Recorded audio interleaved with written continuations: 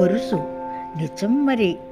అడ్డాల నాడు బిడ్డలు కాని అని అంటే విద్య నేర్వక మాట వినక మారాం చేసిన మందమతి ఉత్తర కుమారుని చరిత వింటూనే విన్నాంగా.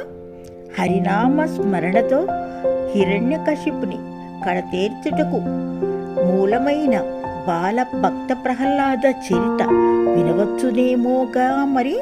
వింటూనే ఉన్నాముగా మరి. నాణానికి బొమ్మ బొరుసు ఉండక మానవగా మరి. సెలవు మరి. MPL times channel.